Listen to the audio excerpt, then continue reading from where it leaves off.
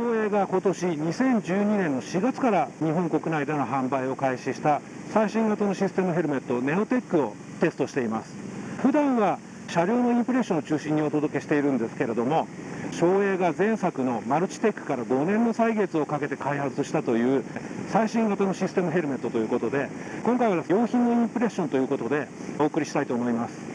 いわゆるシステムヘルメットというカテゴリーに属するモデルなんですけれども、走行時フェイスカバーを閉じた状態ではフルフェイスヘルメット並みの安心感、そして停車時フェイスカバーを開けた状態ではオープンフェイスヘルメットと同等の開放感と利便性を兼ね備えているモデルということで、日本はもとより特にヨーロッパの方でこのカテゴリーのモデルのヘルメットは人気があるようです。省エに関して言えば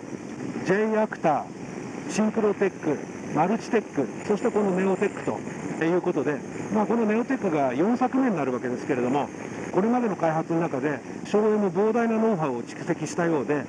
手に取った瞬間から完成度の高いヘルメットだなと、そういう印象を持ちました。外観上の最大の特徴は何といってもこの開閉式のフェイスカバーが非常にシャープでスタイリッシュなデザインになったということだと思います。隣にフルフェイスヘルメットを並べておいたとしてもほとんど遜色ないぐらいシャープな、非常にスポーティーなデザインになっています。もう一つの特徴が、これは省エでは初採用になりますけれども、格納式のサンバイザーを標準装備したということです。ネオテックのサンバイザーの場合は厳しいことで有名なヨーロッパのサングラスの規格をもクリアしているということで、非常にクリアな視界が特徴となっています。ちょうどですね、日差しも眩しいのでちょっとサンバイザーを下ろしてみたいと思います。はい、こんな感じですね。ヘルメットの左側にレバーがあるんですけれども、このレバーを上に押し上げるとサンバイザーが降りてきて、逆に下に引き下げるとサンバイザーが格納されるという仕組みになっています。そしてこのレバーですけれども、ちょうどヘルメットの着用状態ではレバーの操作方向がサンバイザーの縦の動きとレバーの縦の動き、これが一緒になっているので非常に操作しやすいなと、そういう印象を受けました。今サンバイザーを下ろしているんですけれども、視界がクリアですね。多分加工精度も相当高いんじゃないかなと、そういう印象を持ちました。色の濃さも適切だと思います。センターラインの色、白とオレンジですね、そういったものも非常にくっきりと識別できますし、安全に関わるそういった道路上のさまざまな情報、その色を非常に正確に把握できるということで、眩しさを和らげてくれるだけではなくて、色を正確に認識できるという意味で非常にありがたい装備だなと、そういう気がします。視界全体のコントラストもくっきりと上がったような感じがして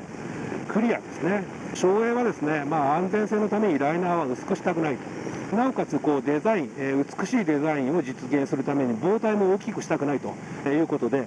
よく見ていただくと分かると思うんですけれども、この額の部分ですね、ちょうどこのサンバイザーが収まるこの額の部分だけ少し盛り上がってるんですね。なので膨体全体は一般的なヘルメットの大きさとほとんど変わらないですし、このサンバイザーの格納スペースですね、この盛り上がった部分、ここはちょっとリブになっていてデザイン上のアクセントにもなっていますね。今日このネオテックをワインディングでテストするまでに、実は高速道路を延々とかなりの距離走ってきたんですけれども、高速道路上での使用感、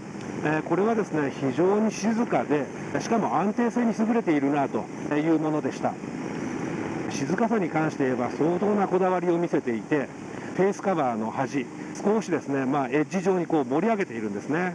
省エはこれをボーテックスジェネレーターと呼んでいますけれども、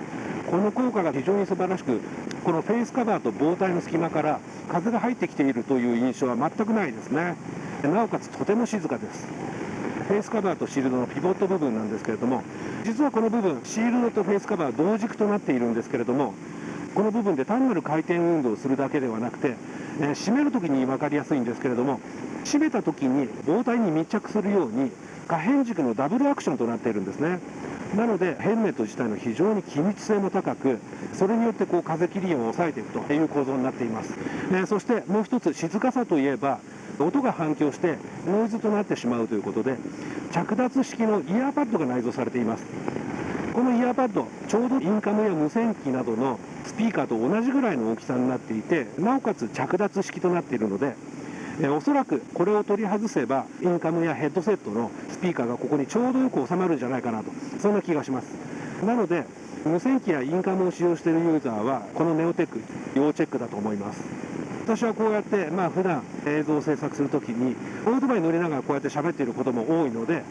ヘルメットのノイズに関しては多少一般の方よりはうるさいかなと思うんですけれども、その私からしてもですね、このネオテックは非常にですね静か、そういう印象を受けました。普段見てらっしゃる方は分かると思うんですけれども、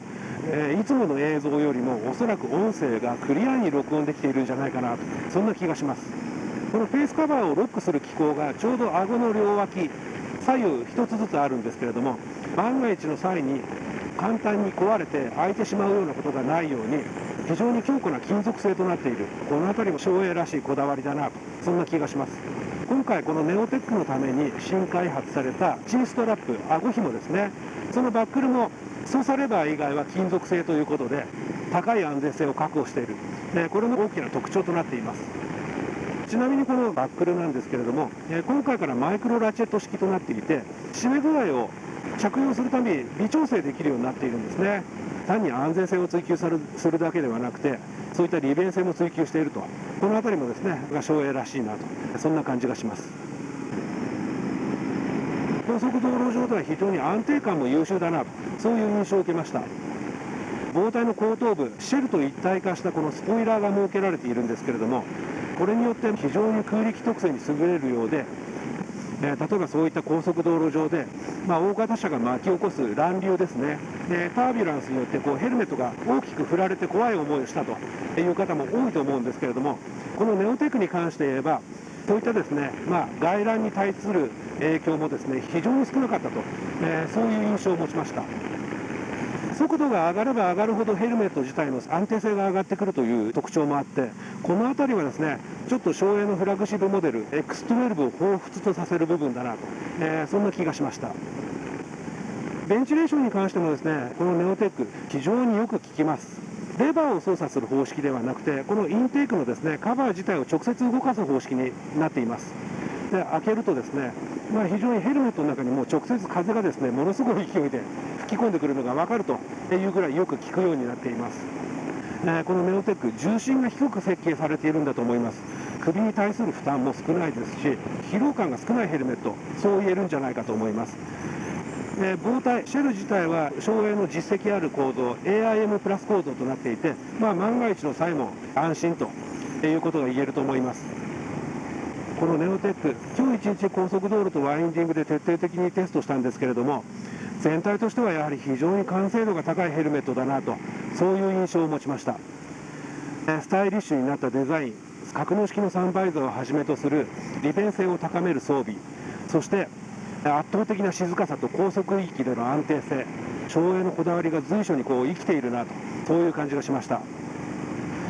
またこのネオテックですけれども、価格は税別価格で5万8000円、税込みだと6万900円ということで、比較的高価な、プレミアムヘルメットの一つだと言えると思うんですけれども、今日一日私がこのヘルメットをテストした限りでは、その価格分の価値は十分あるなと感じました。多くのツーリングライダーの方に広くお勧めできるヘルメットだと思います。